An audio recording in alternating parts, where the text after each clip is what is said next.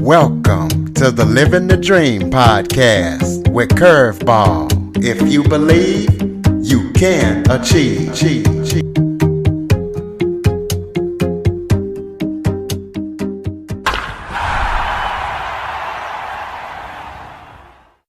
Welcome to the Living the Dream with Curveball podcast, a show where I interview guests that teach, motivate, and inspire. Today, I am joined by author Christina Stanton. Christina has a gift that no one wants because she is able to speak from the inside of the two biggest events or, hard events that have happened in the country within the last century, 9/11, and she survived COVID. She survived 9/11 as well. So we're going to be talking to her about her story and what she learned from the ordeal. So, Christina, thank you so much for joining me today. Thanks for having me, Curtis. Why don't you start off by telling everybody a little bit about yourself? All right. Well, my basic information, I guess, is I'm from Tallahassee, Florida, originally. And after going to college, I moved to New York City at age 23 in 1993 to try my luck on the Broadway stage. So I wanted to give that a shot. And kind of in the process, I fell in love with New York City and just decided, I'm going to stay here no matter what happens with the acting career. And, it's an expensive city. So I had no job resume. And I found out that becoming a licensed New York City tour guide is not a bad way of supporting yourself in the city. And it kind of used my acting skills. So to be a tour guide in New York City, you have to pass an exam. And so I took that when I was 25 in 1995, and I've been a tour guide ever since. So at one point, I did drop the acting career, as fun as it was. I just moved on to other things that ended up being as important to me. And one of those things was being a tour guide. And I started off right away giving walking tours of the original World Trade Center site. And so I knew that very well and took thousands of tourists through the original 16 acres and up to the observatory and down to the mall. And yeah, that was just one of the places in New York City that I knew just super well. And I met my husband in 1999 and we still live there. And it's been kind of a crazy ride with 9/11, pretty much as a backdrop, about a year and a half after we got married. So, right now, we still live in the financial district. My husband works for a church called Redeemer Presbyterian. I did their missions department. I was the director of the missions department for a decade. And all of our roads pretty much lead back to 9/11, really. So whatever's going on in our life now, it has some tentacles back in that very important time for us. And so I wrote a book about it. I give tours of the 9/11 site. And those are just some things that kind of populate my world nowadays. Okay, we'll start off by telling us your ordeal with 9/11 and take us through the whole story and also how it links back to your life today. Sure. So like I said, tour guide, giving tours of the World Trade Center complex. And when we got married, my husband and I in 2000, he found an apartment for us in the financial district just 6 blocks away from the Twin Towers. And at first I was like, wow, that's a strange place to live. I mean, it's a business district, not really residential. But we had this wonderful 300 square foot terrace that faced the Twin Towers, again, just 6 blocks away. And, having a private outdoor space is pretty much unheard of except for very wealthy and very famous people, neither of which my husband and I are. So I was pretty happy to have that incredible view. And we moved into that apartment July the 7th in 2001. So just 2 months before the attacks. And that's really kind of where our firsthand account takes place, is the fact that we are residents of the district where the attacks happened in New York City. So that morning, I was asleep and my husband was awake when the first plane hit the North Tower, were so close to it, it actually shook our building. My husband knew something horrible had happened. He came and shook me awake and says, something awful's gone on. Let's go to the terrace. And we ran to our terrace and was just watching the flames leap out of each side of the building. And we were just completely shocked. I thought I was having some kind of a nightmare. I wasn't really awake yet. When all of a sudden, over my right-hand shoulder, the second plane came. My husband's done the math, just about 500 feet above us. It moved in about 2 o'clock or 8 o'clock. It just kind of turned a bit, and then it went into the south tower. And the impact of that plane hitting the south tower actually blew us back into our apartment and knocked me out on the floor. I woke up with our Boston Terrier jumping on my torso and my husband yelling. So, kind of in a crazed state, I remember just kind of hopping up and running out into our lobby floor, remembering what we learned as kids, that you're not supposed to take the elevator. So I ran down the 24 flights. My husband grabbed our dog and ran after me. We ran down the flights. And when we got outside, I kind of collected myself a little bit on that run downstairs. And I realized I'm in my pajamas with no shoes on. So we tried to get back into the building, and they said, no, we're only using the elevators just for evacuation. And but when we got back outside, I thought, no one cares what I am wearing or not wearing. We're in some kind of a crazy, alternative universe. So we walked a couple of blocks down to Battery Park just to clear the place where debris was falling, raining down from the sky. And it was there when the Twin Towers came down, which ended up not being a safe place for us. We were covered with dust and debris. We couldn't breathe because when the Twin Towers fell down, they crumbled into tiny little pieces, and we couldn't breathe and we couldn't see past about 7 or 8 feet. And that's where my husband and I said goodbye to each other. And it was a terrible, horrible kind of realization that, wow, I'm 32 and this is the end. And I'm married a year and a half to my 35-year-old husband. And that's it. That's the end of that. And but we were evacuated by a boat. It was actually the largest boat evacuation in history, which is another kind of interesting story where how boats came together to rescue us all, because we were trapped down there in Battery Park. And then we didn't get back to our apartment for a couple of weeks for several reasons. We weren't allowed back. And, that just kind of put us down a journey that, again, it continues to this day. My dog almost died. We found out one of my husband's really good fraternity brothers died. And we started suffering PTSD right off the bat. And again, that just brought us down a journey that we never thought we'd ever be on. And we're continuing to this day. I actually interviewed, it was Michael Hinks, and he was actually in the towers, and him and his guide dog, his CNI dog, his dog guided him down all the flights of stairs, and they were helping people get out. I actually interviewed him. Oh, wow. What a neat story that is. Yeah, he had an office or meeting in there when it got hit.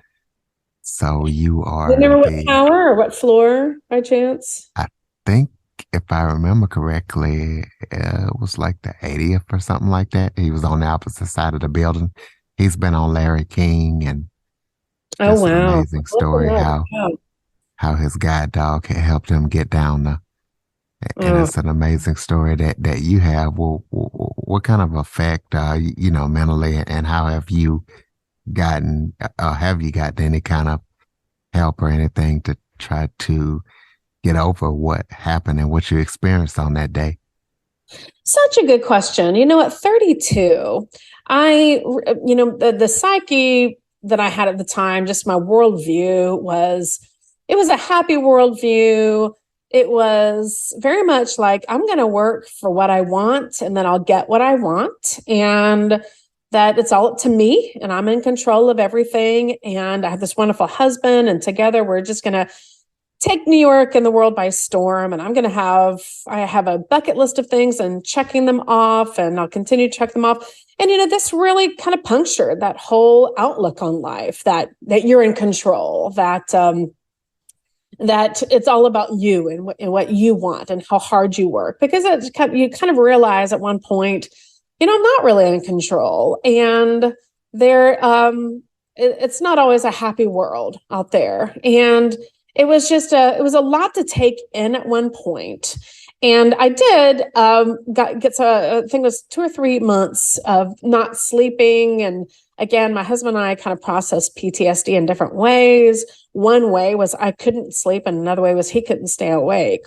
So yes, I did get some therapy that was very helpful, just because, again, I mean, one thing about therapy and one thing about PTSD is trying to make sense of something that was senseless, or try to wrap your brain around it. Because that's when you get into that kind of netherland of, I just don't understand life anymore. It's almost like I had to take all the ducks and realign them to be able to move forward. And that just did take me a while. Both of us couldn't work for a little while, but I have to say, I did rely on my faith. It's a new faith because I really didn't have any at 9/11. And so it kind of birthed a new desire for faith, even just to find out what faith is and what faith means. And so that was a desire that completely came out of 9/11. And certainly not only was that helpful, but that was something that ended up being very important to my husband and I in life, and something that was not important at all, and not something that even was a part of our courtship. So this was after the marriage, and we both kind of went in this one direction of never looked back, especially when it comes to faith. Well, congratulations on accepting Jesus as your Lord and Savior. Yes, for sure. And it was really what was interesting is my best friend at the time, who I met actually doing an acting gig. Her husband was the pianist for a church. And she told me she'd always been trying to get me to go to church, which I was like, not interested. Good for you. Glad that y'all are having fun. Glad that, you have that in your life, but that's not for me.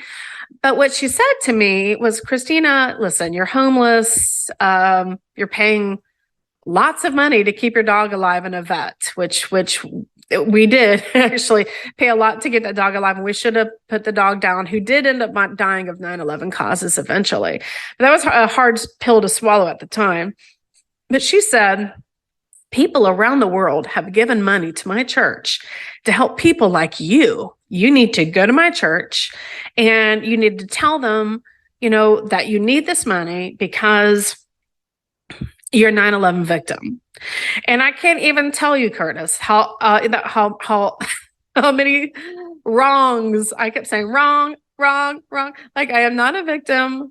There are people who are hurt worse than me. I do not need to go to a church that I've never been to and don't belong to. I don't need money. We're going to be fine. We can work. I don't even see a scratch on my body. It was just like all kinds of wrong. And now that I'm looking back, a lot of that was pride. I had given money to charity in the past. I had certainly never been a recipient. And it was also kind of hard to wrap my brain around like the idea of survivor or victim. Where do I fit in, in that spectrum, or do I fit in at all? So I was still kind of sorting that out. But you know what I did? I did go to the church, and I'll never forget how they had received so much money that they had actually hired social workers to be able to deal with it all. But they handled this so well and so lovingly. And I remember it so very well that it just sparked, I was like, an interest in church, in this particular church. I was like, well, that was lovely. That was so dignified and humane. My husband and I started going to church there. And then lo and behold, we started working there. And that has been our life ever since. But the interesting thing is that it took an outreach program, kind of when we were at our lowest, to draw us into faith and to point to Christ. And you know what, Curtis? We were not given a hand up We were given a handout, but that handout led to a hand up, and it led to Christ. And so, I know it's not a popular thing nowadays, handouts versus hand ups, but it worked for us. And it was a tool that God used to draw us to him. Hey, whatever it takes to get the job done. Yes. Let's talk about your ordeal with COVID, because you had another, I guess, near-death experience. So take us through that and how you made it through that. Well, I'm going to go ahead and equate that with 9/11, because you might have heard that when the Twin Towers came down, essentially they produced a toxic mixture of all kind of things, from the fuel to concrete to asbestos to sheetrock to human flesh. I mean, you name it, but it's caused over 70 different cancers in people's bodies as a result of breathing in this toxic mess. And we have not been spared from having some health issues related to 9/11. So I remember at the beginning of the year, 2020, when there was some loose talk about some virus coming down the pike. My husband and I remember something called the World Trade Center Health Registry that monitors our health, and we get a lot of updates from that club that we would have preferred never to have been in. That one of the updates was, if you live through 9/11, you have a compromised immune system, and you might want to steer clear of this virus. Do what you need to do to get yourself safe. Well, my husband and I live in New York City. We live in the financial district. We've always lived there, and so we kind of took that to heart, saying, "Hey, we might need to steer clear of this however we can." Well, my husband's job, because of the virus, went remote. My job kind of went away as a tour guide. And in the early May, I think it was around the 13th, we flew down to Florida. We intended to kind of chill out, wait for this thing to pass. Thought might take a couple of weeks, and then we'll just come back and resume our lives. Well, either we got it in New York and flew down with it, or we got it in the plane flight on the way there, or we got it as soon as we landed. But as soon as we got to Florida, we tested positive, and I was put in the hospital. And it turns out I was hospitalized twice and told I had a 50% chance of survival. And I still, to this day, especially in retrospect, that I really did barely survive that. It was clear it wasn't my time to go, but it was pretty close. But, when I think about that time and in the hospital, both of the times that I was there, when I was very, just cognizant that this might be it for me. This might be my last moments. I just remember thinking, I'm just so glad God is with me during this calamity. In a way that I didn't have access to him, or I didn't believe I had access to him during 9/11. It was kind of a true difference in how I was facing one life-threatening situation and another, and having faith made all the difference. Absolutely. Well, we're definitely glad you made it and that you're still here with us. Yes, for as long as God wants it. Absolutely. So tell the listeners about your book. Tell us what we can expect when we read it and where we can get it from. Well, just the normal ways to get a book, Amazon or Books A Million or Barnes and Nobles, but it's called Out of the Shadow of 9/11, my 9/11 book. And it really kind of, it's told from, like I said, the perspective of a resident of the neighborhood where the attacks took place. And it talks about what it was like to live there before and during and after, what it was like for us that day, all of the different kind of crazy situations we found ourselves in. I talk a lot about the boat evacuation because I want to recognize the heroes that were a part of that boat evacuation. We had a lot of help that day. We had a lot of people care for us. We had a lot of people who extended a helping hand that I recognized there. There was a lot of heroes for me on that day. And I just wanted to put that in there. But I also put in our PTSD, what the city was like after, what it was like for us, grappling with just the aftermath of what a horrible situation that had been.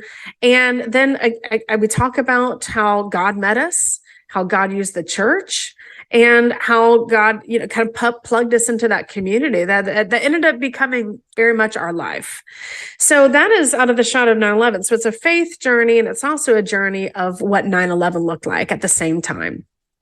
I also wrote another book, Faith in the Face of COVID-19. And that was about my fight with COVID, but it has a lot of things that I held on to during that time, which is gratitude. Being grateful was very important to me at the time. And I noticed that when I cried out to God with gratitude, thank you for these wonderful doctors, and thank you for somehow I believe that God had us in Florida to be able to survive it.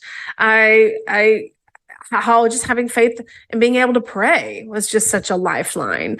How friends and family helped me in the recovery. So how to rely on people, how to have faith, and how to be grateful. So there's different things that I mentioned in that book of, when we go through a calamity, what we can grasp onto to get us through it.